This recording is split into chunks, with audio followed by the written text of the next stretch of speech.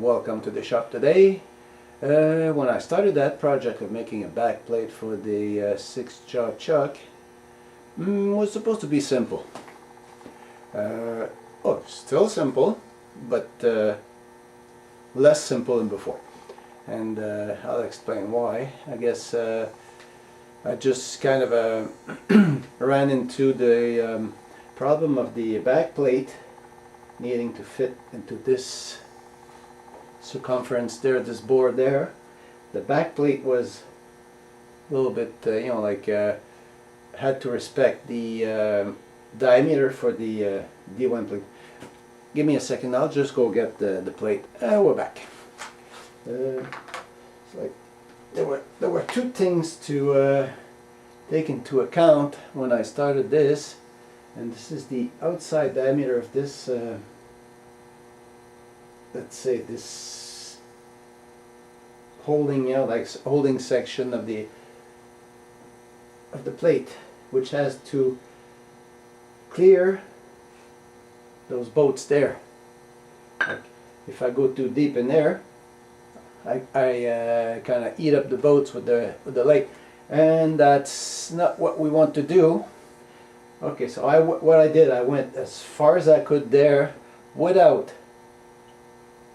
eating the threads of these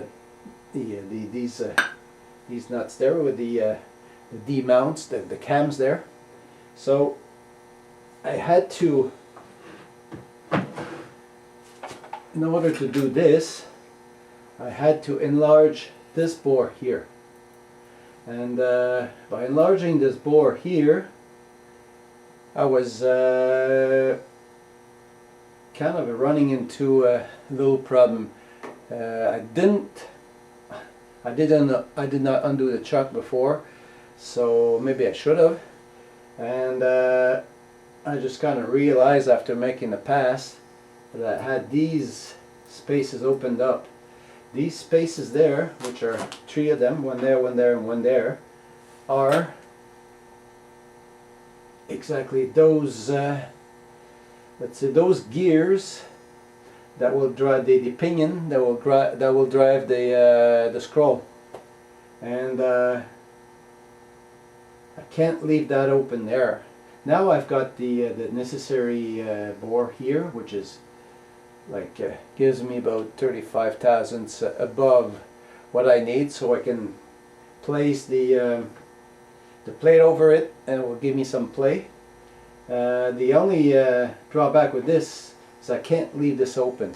If I leave this open, there's a little bit of space behind the this hub there and the inside of the board there, which chips will go in there, and that will clog the inside of the chuck without that will give me big problems, and I'm not really ready for that, and don't think anybody will be. So I'll get a close look. I'll show you close what I mean, and a little bit the fit, and then we can after that undo the chuck in. Okay, and now you see from close what is the issue there. We're in the bore of the chuck, and if I show you this thing here, which is related to the 3 other ones, like the 2 other ones, which is this one here, another one on the side there, and the other one is right underneath. So I'll get a key in here and show you what happens. So that's what I opened up. Now what I'm planning to do is to open up the chuck, clean it up at the same time, and also I would like to reclose those openings.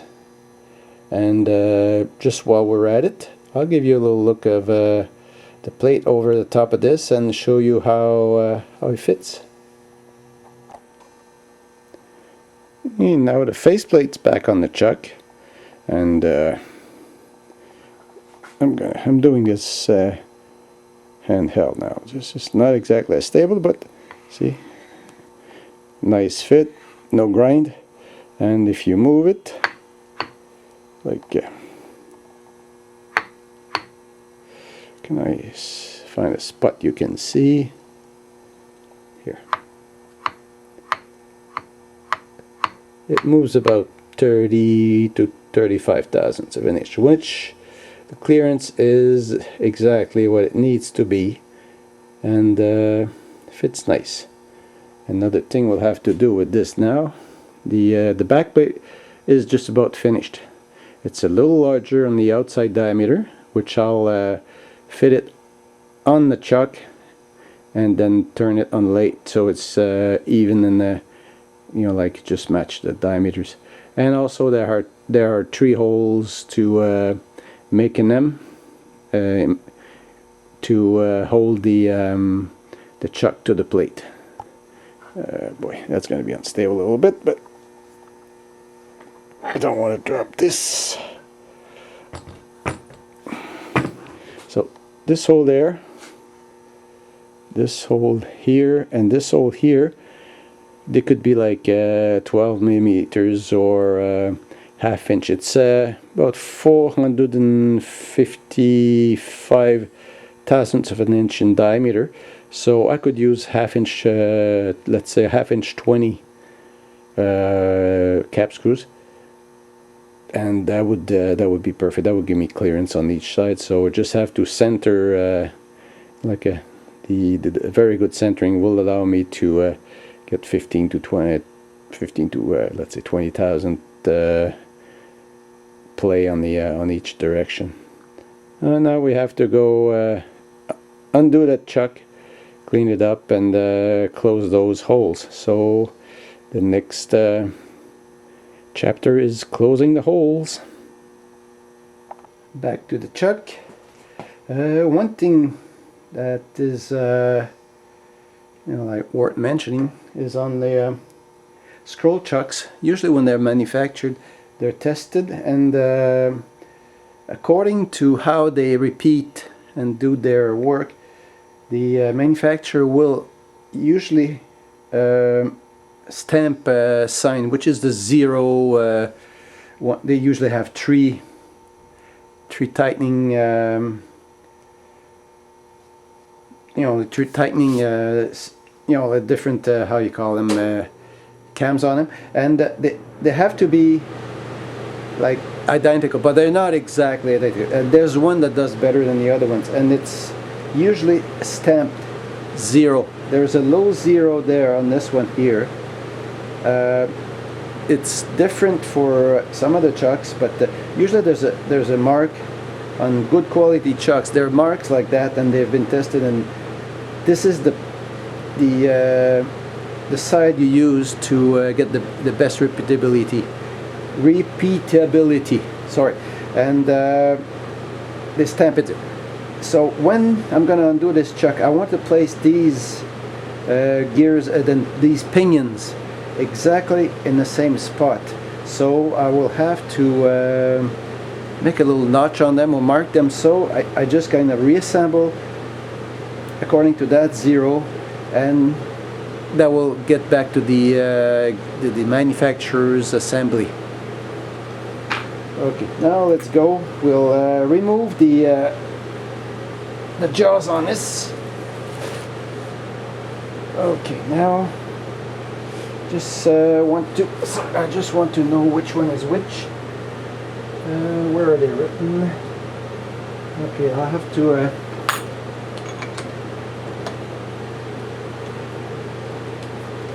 oops. Oh, it's not going very well. I think I got some material just jammed in there, and I think it's not the best. I think I screwed myself a little bit. It was supposed to be an easy project, though not that easy. Okay, I'll turn this off, and I have to do some thinking alone, and I'm back.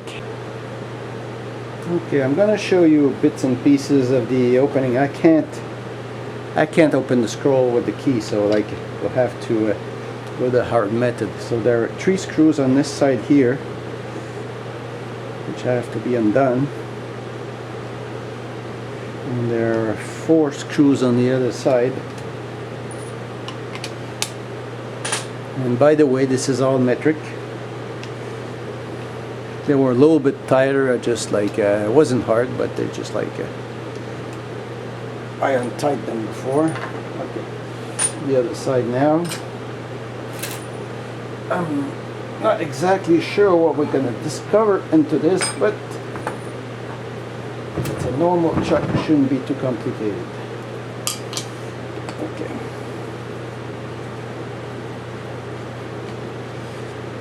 For the screws coming out.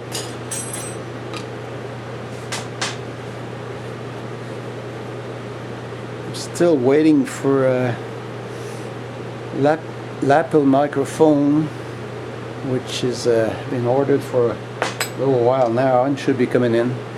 It's a wireless. It's really cheap. Just hope I don't have to convert it into a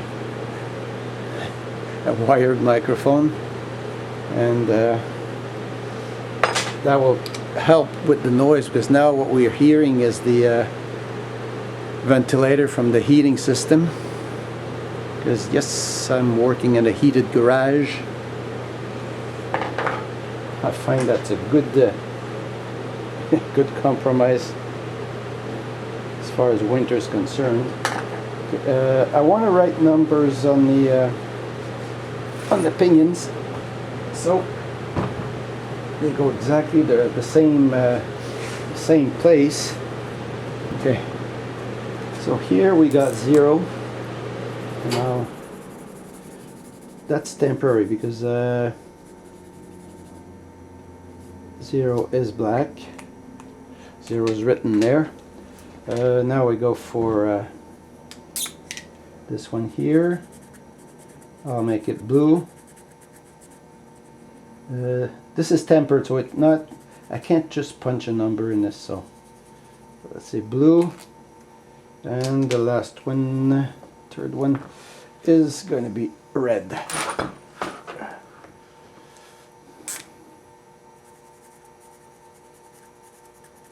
Okay,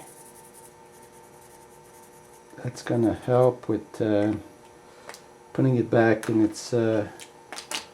its place. Okay,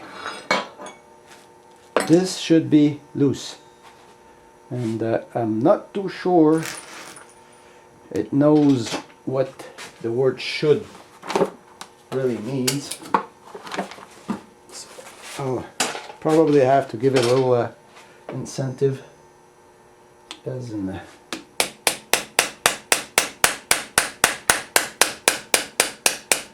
this, or the other way, which this doesn't seem to work pretty good, so I'll get,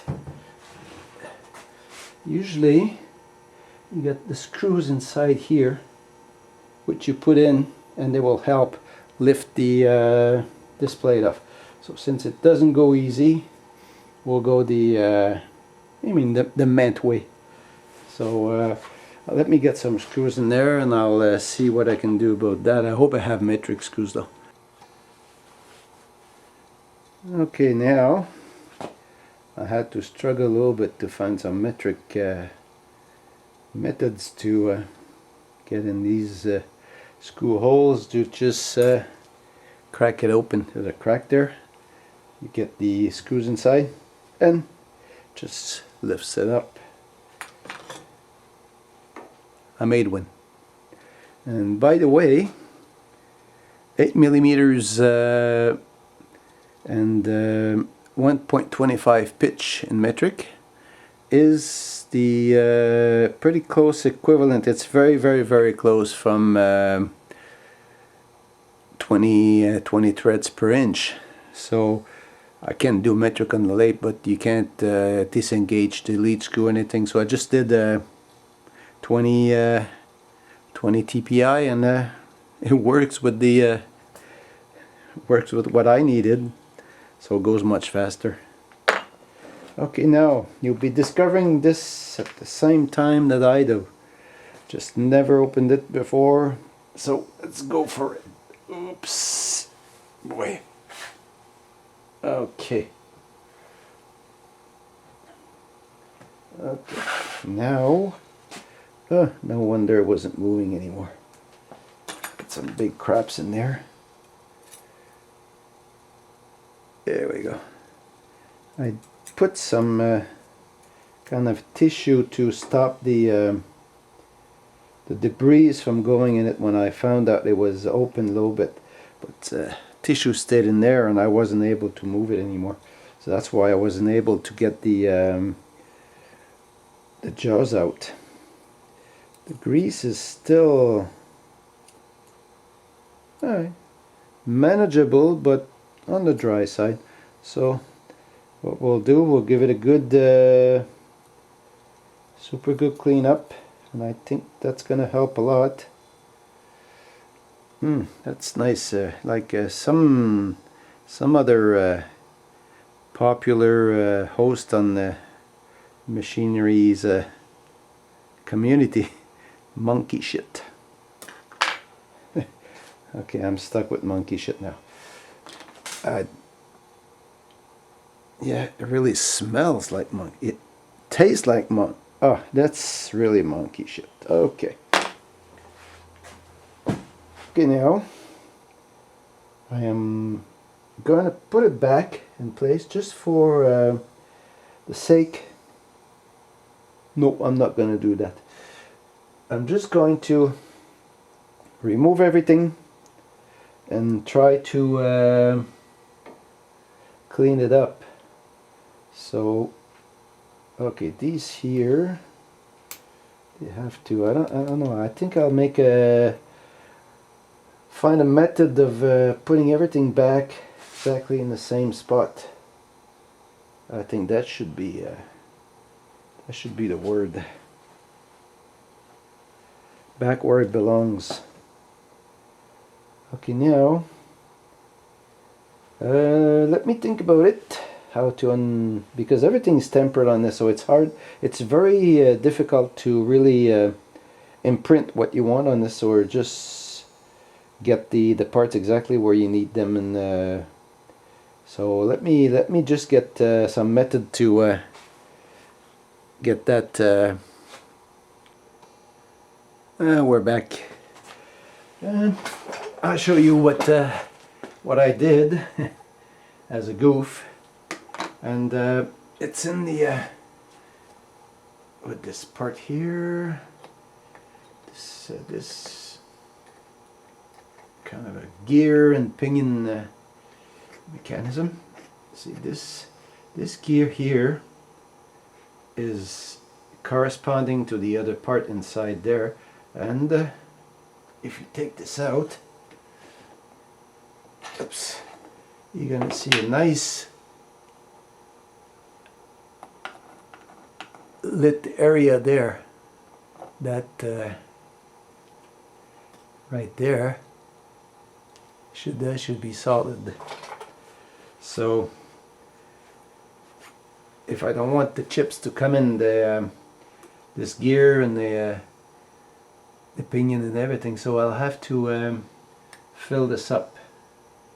Luckily, this is cone shaped, so that will help me, because I'm going to put let's say a copper backup inside this inside the bore here where the flashlight is, and getting from there I'll fill up, not a lot. I just need a little bit.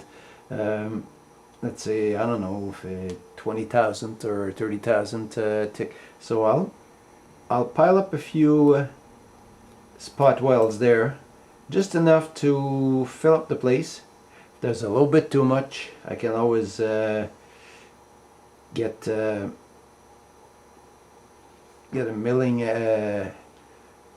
milling cutter or something, or just clean it up. But since I've got this angular shape, cone there, I mean, it's going to be like giving me the room to put the filler metal there. So like it's kind of not exactly the easiest thing to do, but there won't be much, so I'm not too worried about let's say warping or whatever.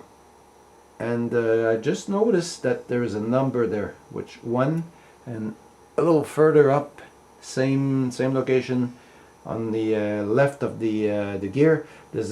They all got numbers, so but I don't find numbers on this piece here, and this piece is hard to scribe on or whatever. It's pretty hard tempered, so I'll have to find a way to make them like identify them. I want to put them back in the same place. And these bushings here, this is steel bushing, and the inside of it is lined with bronze. It's not exactly very obvious. Like the color here, I think you can see the color. It's not steel, even though I'll clean it up just to... There you go. There's no shit, no grease, no monkey shit on this.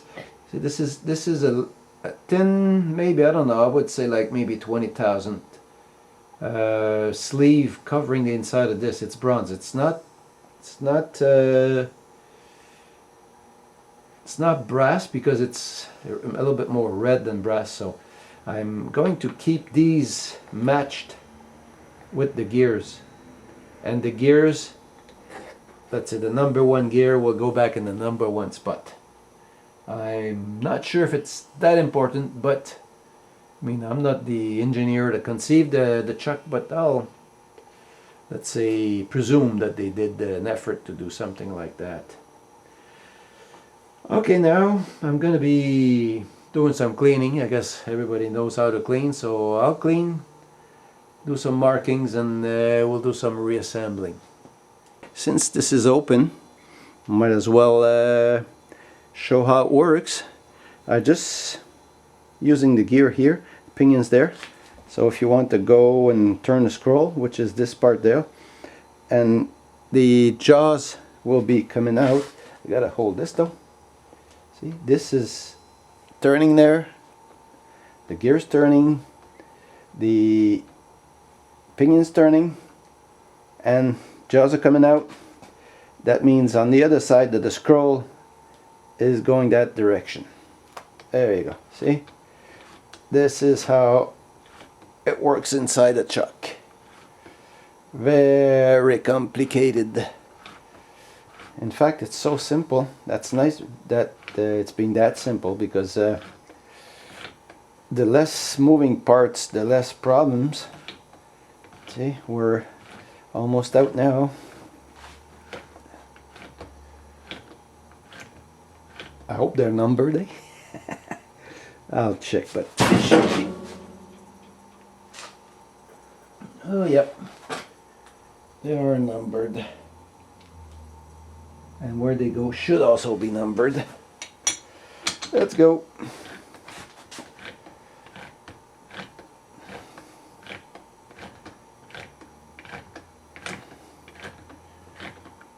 And there's, at a certain time, there's one that's going to stop moving, then all the others will stop moving.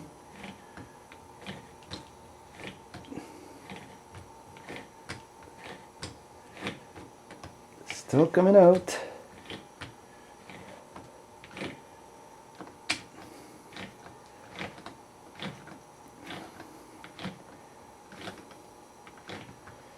Oh, see those screw types, you know, like grooves in there? They're slightly arced to follow the arc of the scroll, and they kind of screw on the scroll. I'll show you the scroll after. See, you'll be able to see exactly how this works. I got 1, 2, 3, 4. They're all out. See, this is holding there. There you go. All the jaws are out. They're all numbered. You have to check usually on the jaw itself. It's always numbered. It has to be.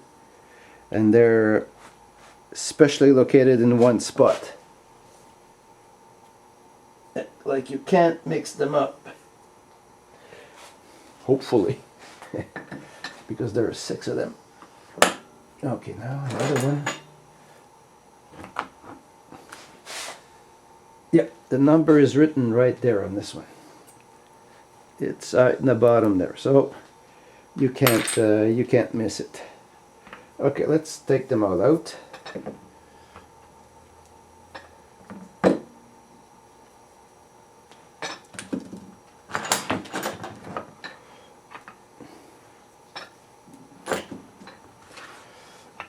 It's exactly the same thing as 3 jaws or 2 jaws, anything that's synchronized, except maybe very rare sections are driven by a scroll like this. Okay, now this has to come out. I'll just check there's nothing to lock it. And it shouldn't be locked. Let me get something that's soft enough. I don't want to bang on this with something hard.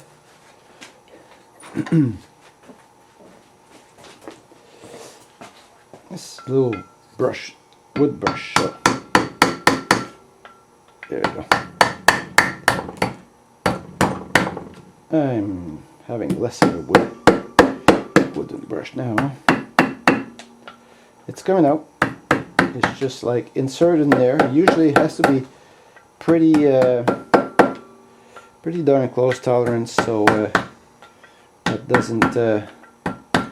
doesn't move, you know. The tolerances on the chuck is all about you get a good chuck or you get a lousy chuck. I don't know if it will come out. It's almost out though. There's a little bit of crap there.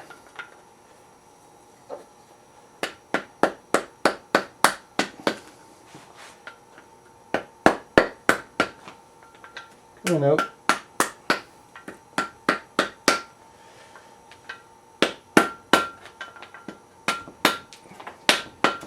Going sequentially.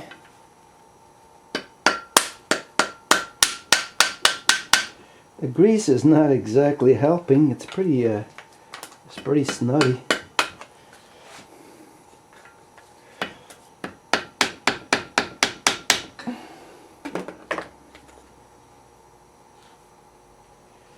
A little bit on this side there.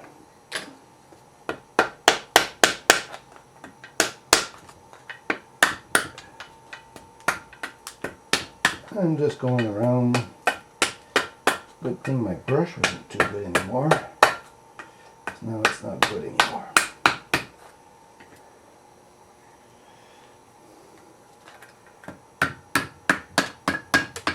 Alright, that's out. There we go.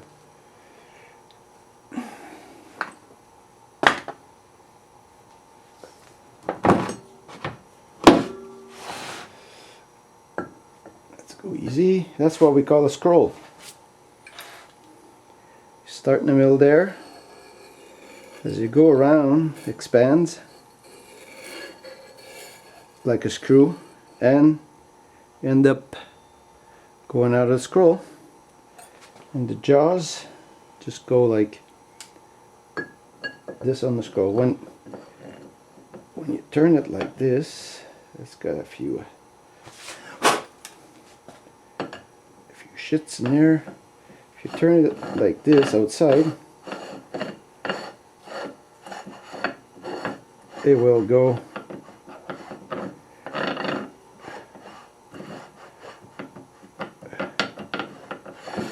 it's pretty tight, so see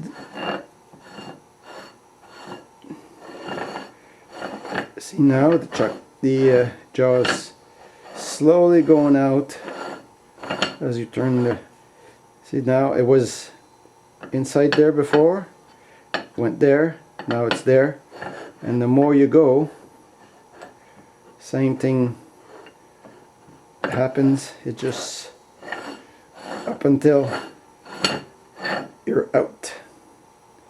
That's the way a chuck works. Simple.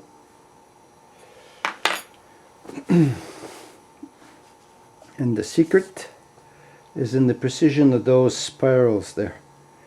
The regularity, tolerance, and everything. That's what makes it a good chuck or a lousy chuck. Okay. I've had it for tonight, so I'll undergo the cleaning of this tomorrow. I'm not exactly in the mood tonight, so I'll leave it there, and tomorrow we'll undertake that.